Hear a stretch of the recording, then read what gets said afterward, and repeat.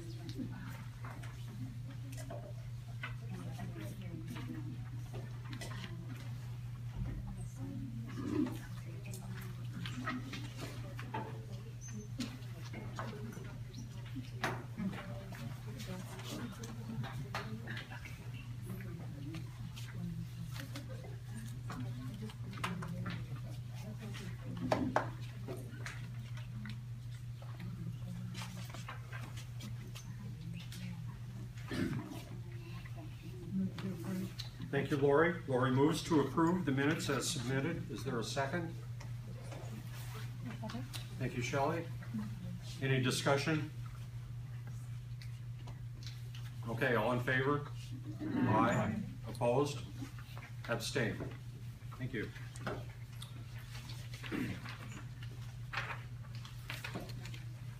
I don't have a lot to report. The biggest thing that probably affects the most people is the retroactive pay increase checks. You should have gotten it yesterday, or it should have been direct deposited late last week. Has anybody who's entitled to it not received it?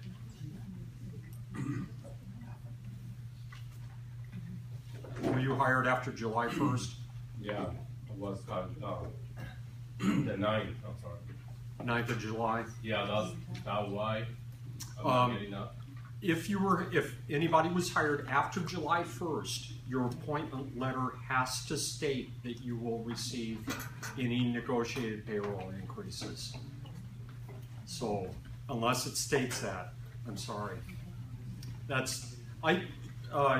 Everybody, I think you probably all saw my letter of apology. I made a mistake. I had thought that anybody hired who was on payroll July 1st or later would be eligible for it, but that's not the case. That is not the way the agreement was written. And when I spread that word, I was in error. So I apologize for doing that.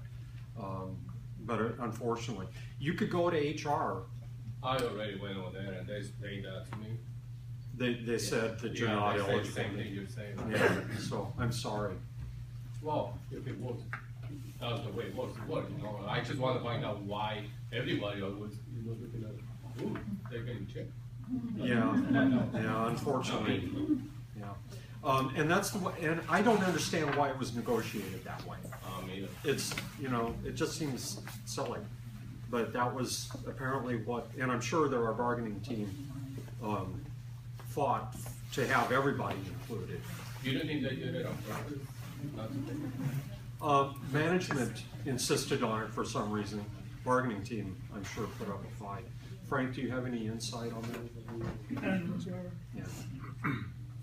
So, but If you're on payroll July 1st next year, you'll get the 2% that everybody else will get. Yeah, that was, okay, I won't get the 2%, but, well, the rest of the, people, they was getting by then the 5%, right? Yeah, it'll be a I total of always 5%. will be behind 3%. Right. And if you're a permanent employee, you can always go to your supervisor and say, hey, how about a raise? And we'll help with that. Yeah? Yeah. Okay. Oh, yeah. But no guarantees. No, yeah, We can help you try. we can try. Yeah, All right, okay. deal. Two other things, if you're not a member, we have the bright shiny membership cards up here on the table. Please fill one out. There's one, it asks for your social security number. Where is that? We're out of place. Well, I don't see it right away, but at any rate, understandably, you may not want to fill in your social security number and send this thing in the mail. What you can do instead is write in that place, call me and give them your phone number. When they receive your card at the headquarters office in Sacramento, they will read that and they will give you a call and you can give them your social security number over the phone. It has to be done that way. I mean, we have to have your social security number. It's part of the state regulations on withholdings from your paycheck. And you can't fax this. It has to be a wet ink signature too. So unfortunately, we're stuck with those regulations. But I've not heard, I've been involved in the union for almost 11 years, and I've never heard of any problems with social security numbers being leaked or anything like that. The other thing, I'll make another pitch. The union has a political activities committee. Being employees of a state agency, state-funded agency, we have to work with the legislators and the governor in order to increase our status and the funding that's given to the CSU, which comes to us as paychecks. And I know that some of you stand opposed to the union having a political action committee, but that's the reality of the way things work for us. And so I encourage you to take one of these brochures also on the table here, fill it out, and give the PAC $2 a month to help fund our activities there. This year we had 2 legislative actions that were in the works. One was to have a seat for us on the Board of Trustees, and that one ultimately failed, and I can't remember, what was the other one? Frank, Catherine, do you remember what the other, or does anybody? The additional funding, wasn't it? No, there was, I don't recall. At any rate, those were both CSUEU sponsored actions, and I mean the one that ultimately failed went as far as it could. It went to the governor. In fact, the governor was the one who vetoed it to have the seat for staff members on the trustees. I mean that. I forget what where I was headed with that. But at any rate, that was the first time we've ever really mounted political activity campaign. And if it weren't for the governor, we probably would have had that. Oh, I know where I was going. We don't have a voice on the Board of Trustees. We are the only constituents of the CSU who aren't represented on the Board of Trustees. And faculty's represented, students, the lieutenant governor and the governor sit on that board, so they represent the people of the state of California. Management, of course, is represented there, everybody but us. And so, you know, the need for that, I think, is pretty clear. And I'm not sure anybody really understands why the governor vetoed it, but he did. So anyway, please consider giving a little bit of money to the PAC.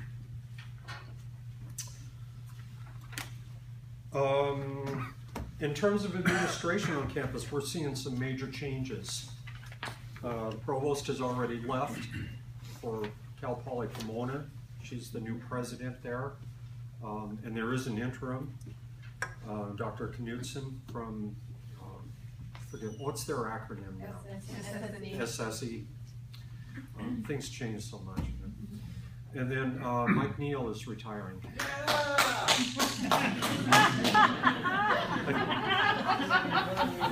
Anonymous voice in the back there, I think you speak for a lot of people.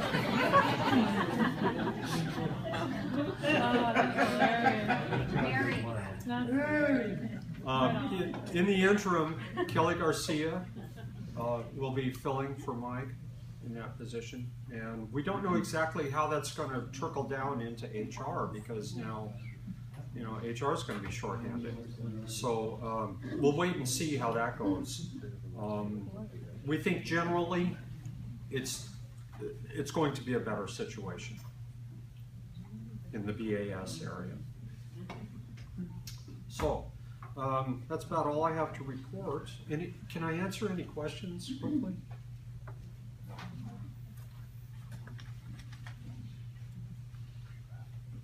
Okay. Well, next up is Chris with the Treasurer's Report and the 2015 budget proposal.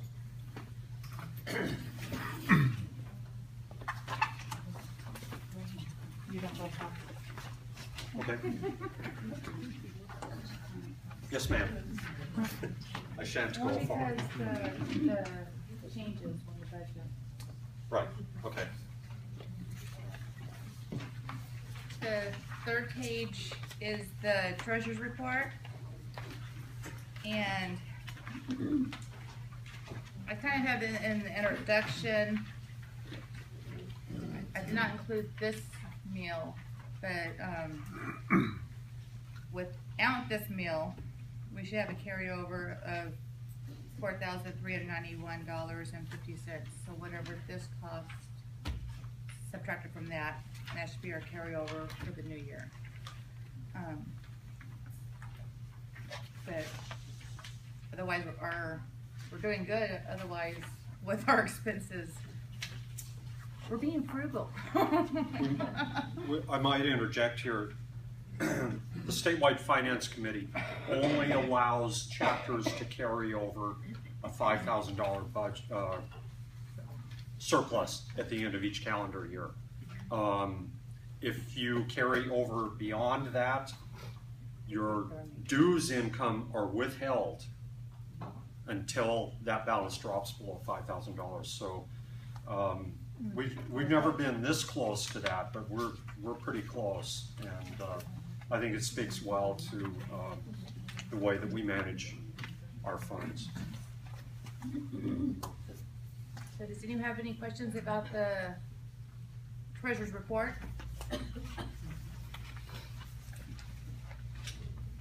Okay, we need a motion to adopt the report as presented. Thank you, Shelley. Is there a second? Brian, thank you. Any discussion? Okay, all in favor?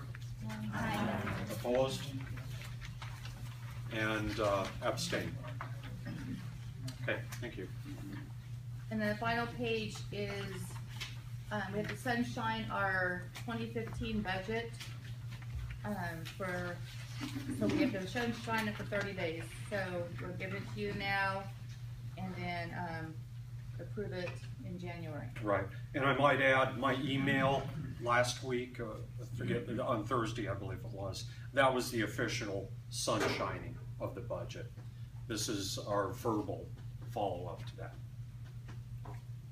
So we're looking at, for the chapter meetings, like this, $4,350. What do we have here? Got all the lines. Member recruitment, Member recruitment, $300. campus and unit meetings for $477. What's that? That's breakouts for the individual units Okay. on campus. And then chapter elections, 1,000. The BODs, the board of director meetings, $1,000. The Bargaining unit. bargaining unit council meetings, $100. Training, $350. Telephone, 100. Supplies, 25, and postage, 50. Which total expenditures for the year would be $7,752. Which was that, That's what we're carrying. That was the projected carryover after this meeting. after this meeting, okay. The 3,526 reserves from prior year is the line title down at the bottom. That's what we project we're gonna carry over at the end of this calendar year. So in Chris's earlier report of our 4,000, whatever it was, balance, That was before this meeting. right.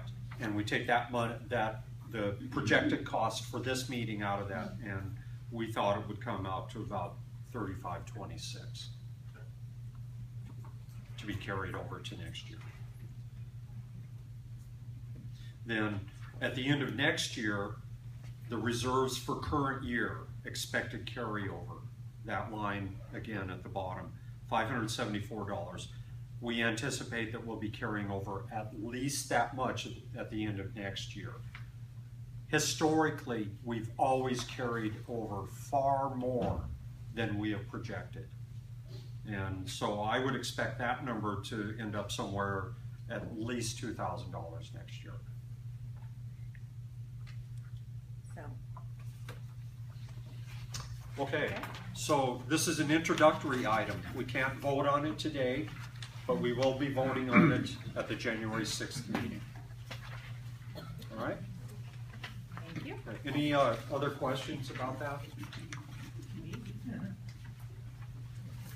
Okay, great. Thank you, Chris. Okay, Catherine.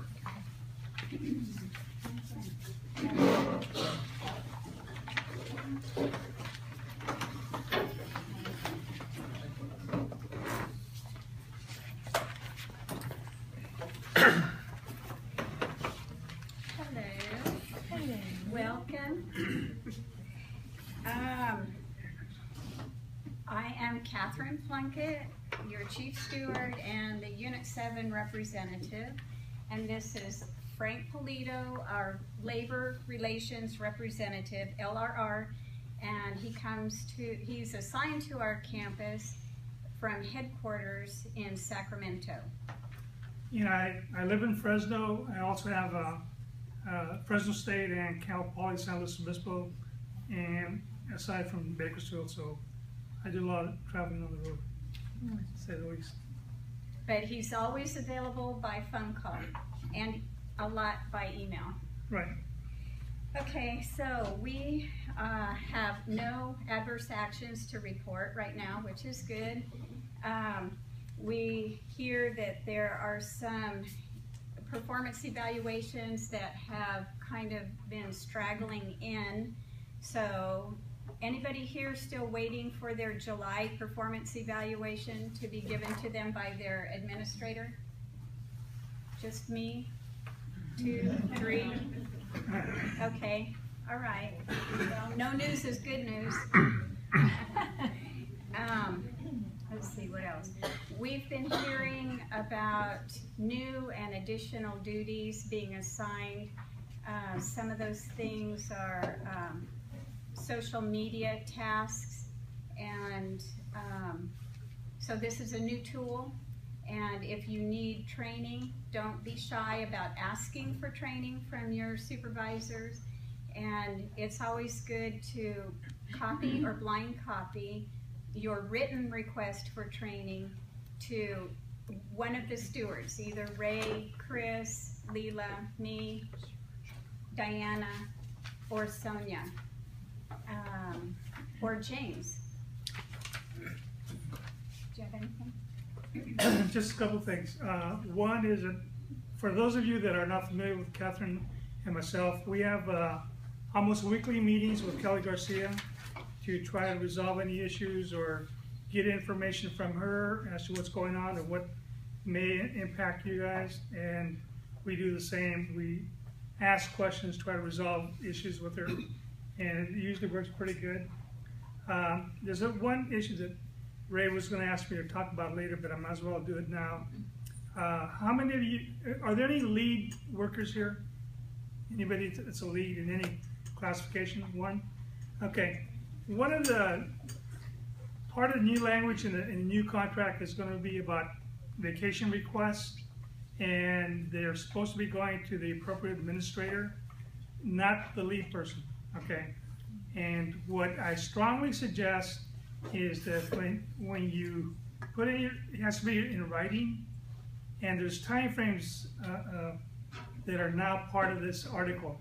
So what I would strongly recommend is make a written request, turn it into the appropriate administrator, and have them date stamp it, okay? And get a copy for yourself, initial with it by the administrator. So that way, if there's any discrepancies, you're going to have something in your hand that's going to say, here's when I turned it in, and they had X number of days to respond, and if they don't, then it goes above their head, okay?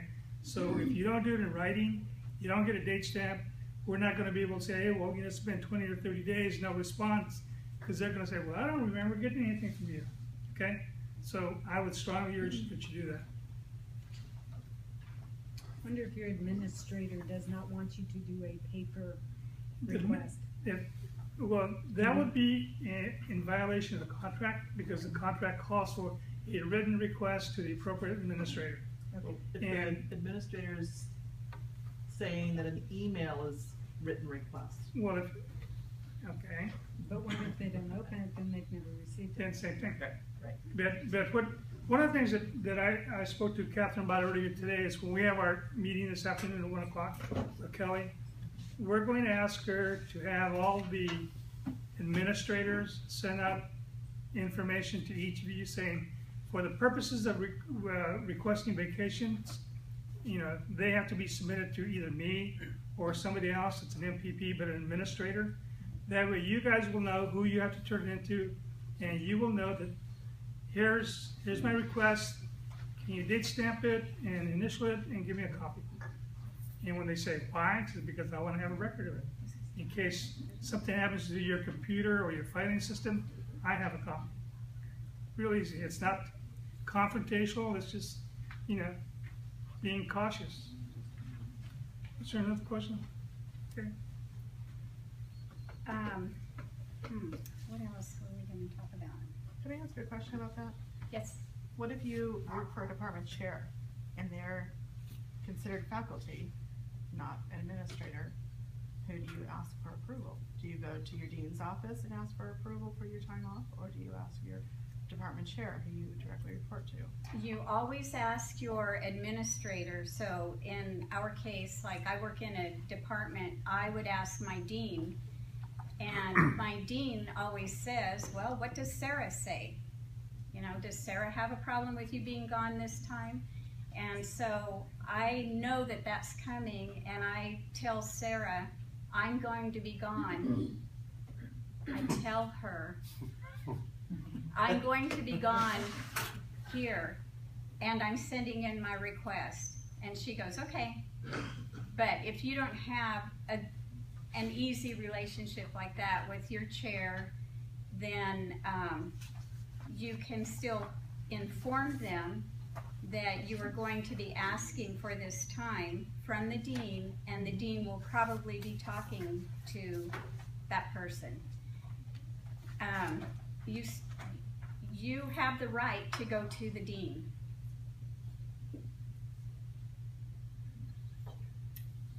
Do we have anything else? CTO on vacation time before the end of the year.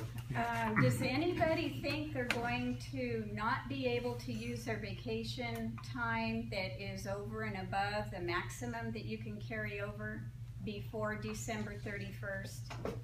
Raise your hand. No? I don't fall into the category of can't, but I had an excessive amount and I had 5 weeks to get rid of. And I took 2, came back for 2, and I'm taking 3. And my boss says next year I shouldn't do that. Where do I stand on that? Is he right for saying that? Am I right for I don't know what to do. It's okay for him to say that, and so. I told him I'd take it during- under advisement. That's a good response. And so next year, every time you ask for vacation, if there's a question about right now, you really want to go now when we need you so much, just say, well, we don't want to end up like we did last year. Well, and unfortunately, my office, summertime is not a time to be taking off. We have so many things to do that's just wrong. I can't do it. So, I don't know. Is there a certain number that's not allowed? I can't take more than 3 weeks, or I don't know.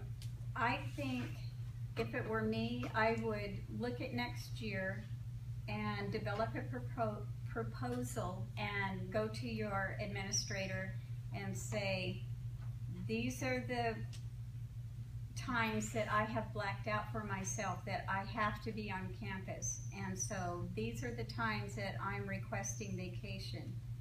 And he might say, well, it's too far in advance, so then cut it down to by quarter, Okay. a little bit of negotiating. Any other questions, comments? Okay, thank you. We get a cookie for talking. Or 2.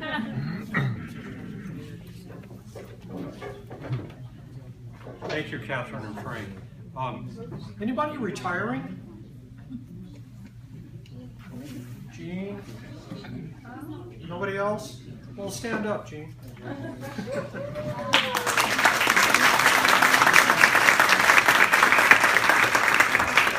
How many years of this torture have you put up with?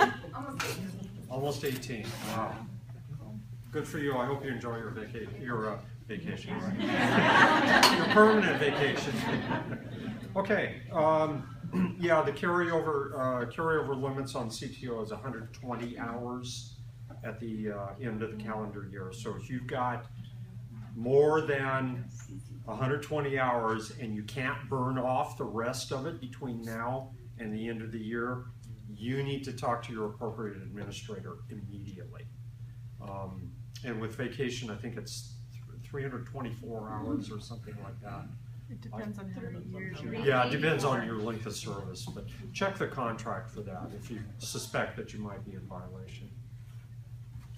Okay, so Shelley, the chair of the election committee, has a reminder. Hi, everybody. The chapter 2014-15 chapter 310 elections, as you guys know, the nominations are open. They're for the chapter president, general counsel delegate, vice president, treasurer, secretary, chapter bargaining unit representative, chapter organizing committee chair, chief steward, immediate past president, which would be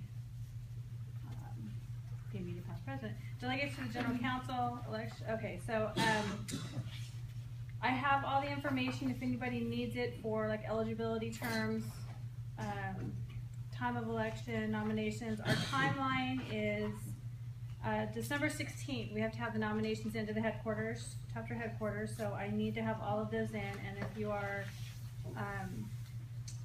nominating, or somebody's been nominated, or you want to nominate yourself, we need this form completed. And then there is an attachment that gives eligibility requirements. You can check with me if you have any questions. I'm at extension 2302 until Wednesday, and I'm working on my new extension starting on Thursday, except another position on campus. But, anybody have any questions? Any nominations? Okay, thank you. Thank you, Shelley. We're gonna need a chapter secretary.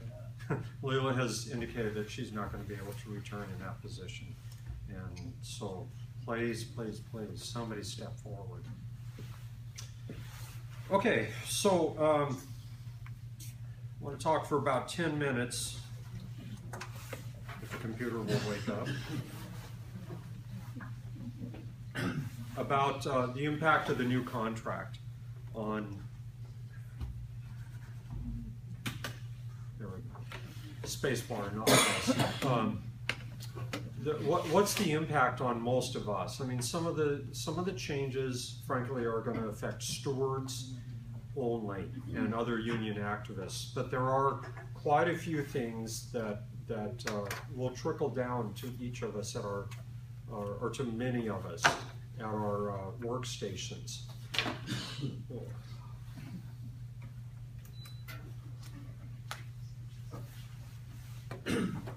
So, the first article, which is recognition, doesn't change. That's unimportant stuff for most of us. It's warming up. Yeah, I know. It's a slow poke. So we'll move on to Article 2, which is definitions. One of the important things, and this may affect some of you, an intermittent, look in the highlighted area here, an intermittent, and I apologize for the grammar, this is something that the bargaining team came up with very, very quickly as they got the tentative agreement signed. They came up with this and wanted to get it out, so there are some grammatical errors with it. An intermittent employee is not intended to replace temporary, per diem, probationary, or permanent employees. So if you're working in an office and someone else is coming in as an intermittent employee and taking over some of your workload, please let us know. We don't want to do anything to harm that person, but our obligation is to protect your position. So please let us know if you are aware of any situations like that.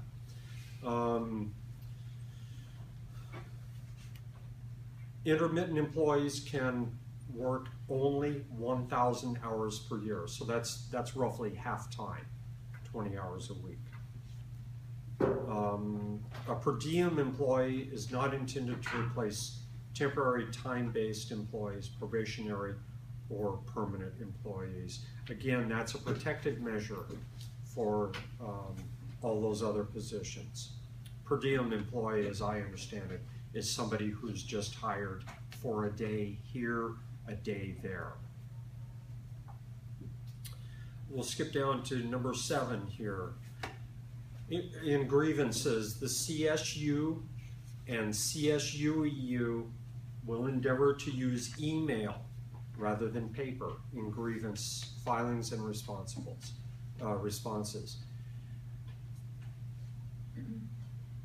14 days after notice rather than 21 is a new time limit.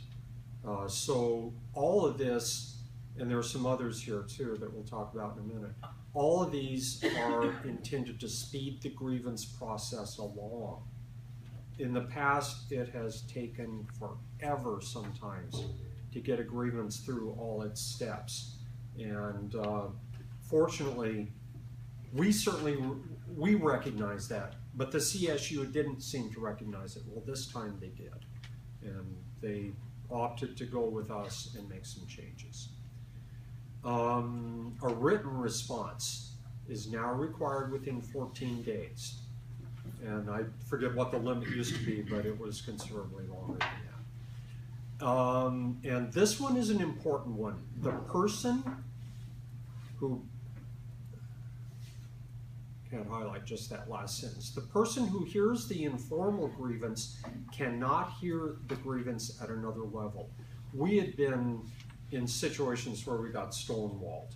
We would take the informal grievance to an administrator.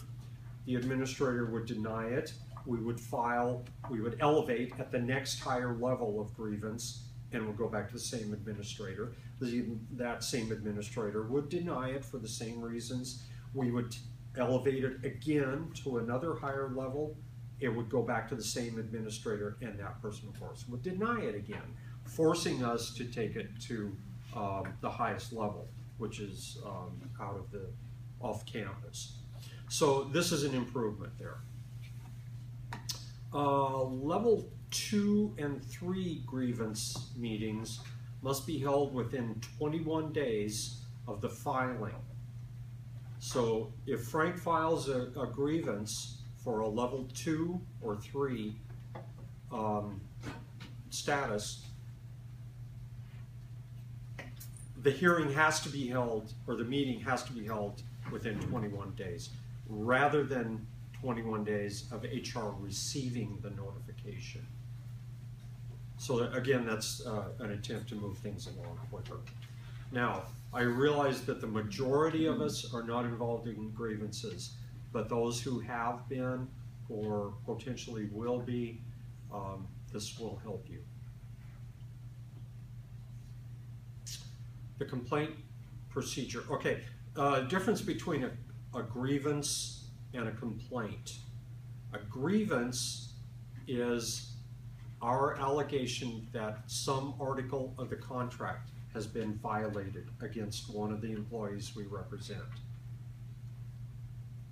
A complaint is we allege that some article of university or CSU policy has been violated against an employee we represent.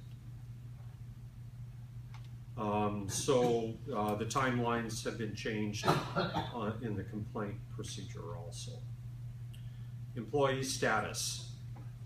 And this one is a pretty big win. We've had some situations on this campus where people have been hired when we thought that some of our people on campus were eligible for jobs that went to people from off campus. And and we weren't the only campus that was in that status. These changes come from major problems at a large number of campuses. So when vacancies are posted, they have to list the primary duties. They can't just list a handful of the duties and then hire somebody because they're qualified for a duty that wasn't listed on the announcement. Specialized skills, people with those can be hired from off campus only if the specialized skills are actually advertised and recruited for in the announcement. If you are an on-campus employee who applies for a job on campus and you're denied, you have to get notification in writing now, and that's new. That's completely new. Some of the campuses may have practiced that. That may have been practiced sometimes here, but now it has to be practiced. Classification requests are submitted to the HR office at the same time the request is made. In other words, if you request a classification review, turn in your request not only to your direct MPP, but also to the HR office. If the supervisor turns in the request, then he or she has to submit it to HR.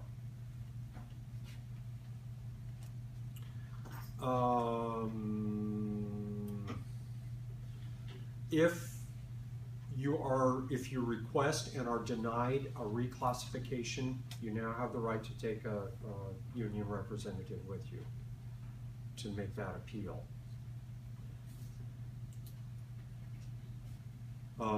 There will be, if you are rejected during probation, a special umpire, and I don't know who that would be on campus, but it likely would not be Kelly Garcia. My feeling about this is that it would be somebody else. Has to serve as an arbitrator.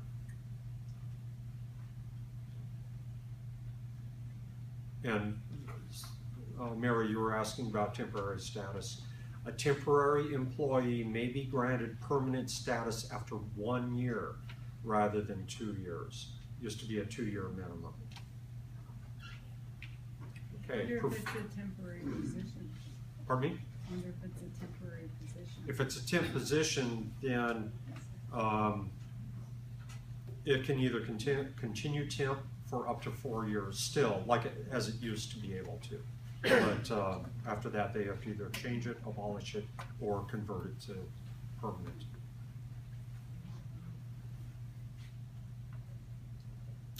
Employee performance. Draft status, draft performance evaluation. Instead of 5 days response time, now you have 10. And there will be a meeting between the union and the employer to discuss a system-wide performance evaluation form. My counterparts at the other campuses and I periodically discuss performance evaluations on our campuses, practices, and there are 24 different chapters, 24 different processes. And it's not fair that we're evaluated differently from somebody else on another campus. So there is an intent on the CSU's part. We've been talking about it for years, but the CSU now recognizes that there may be some value in doing that. Okay, vacations and holidays, Frank just talked about that. 14 days is the response time. And if you don't get a request or a response, then you can take it up one level in the command chain. And the elevated response has to be within 7 days also. So the lesson there, get your request in early, but as Frank said, in discussing that situation with Dwayne, you don't want to get it in too early, maybe. Just talk to your supervisor and see what he or she recommends. Expanded family leave of absence now includes step-parents, aunt and uncle. Okay, if you're out for an extended amount of time and your supervisor requests or HR requests written verification, it does not have to get doctor's note now. It can be a licensed healthcare provider's note. So your doctor's receptionist can provide it.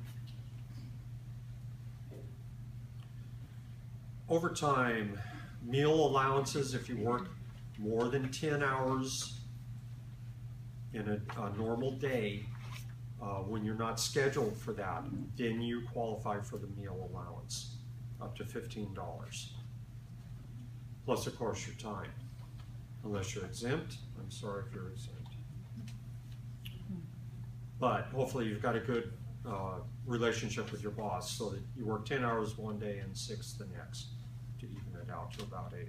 And Kelly Garcia has stated several times, her expectation is that exempt employees work 40-hour weeks. So if you're working more than that, then let us know. Salaries, we've been over 3% this year, retroactive to July 1st for those who were hired on that date.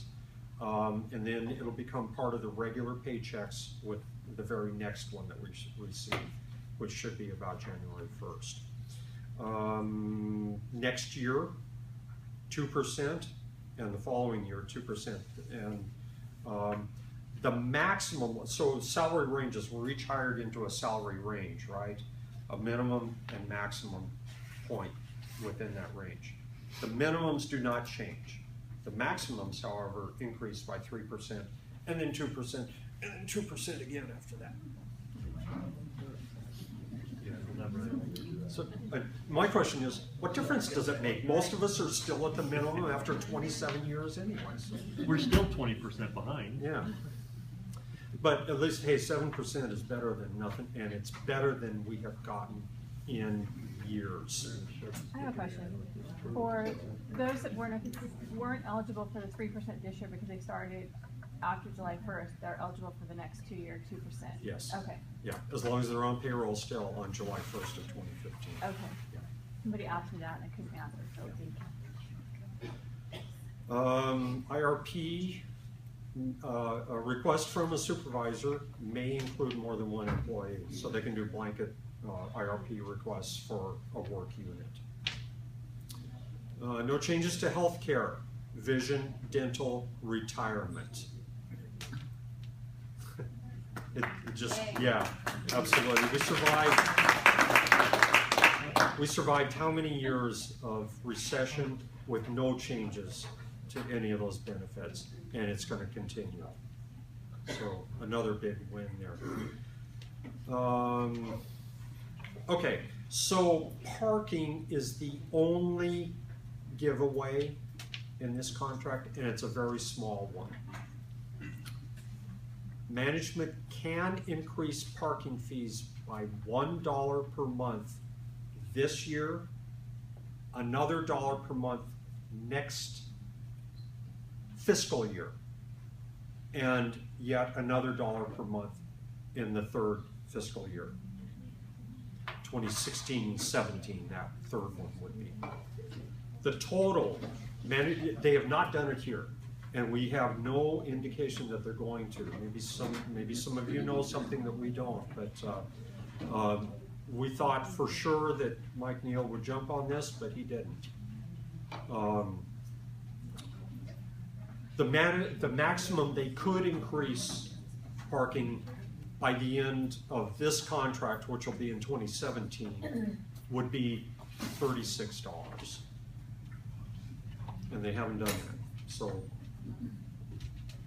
Can they hit us all at once with it? No. Okay. Maximum $1 per month per year. Okay. Okay, then the other real big one on this contract. The side letter guarantees that if faculty negotiates a salary increase greater than ours, we get the same amount that they get. Too bad they didn't do that in their contract. And what is that called? It's called the Me Too clause. Yay! So this is, I've never seen a better contract than this one. This is a great contract. And as I've said before, it's partly due to the support that each of you provided to us and that we all provided to the bargaining team. They got this for us, and it's a great one.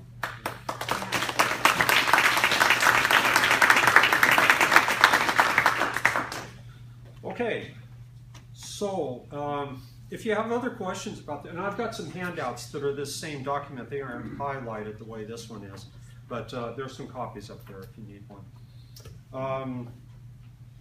Unless there's some other business that's for everyone's good, we stand adjourned. Have a great holiday.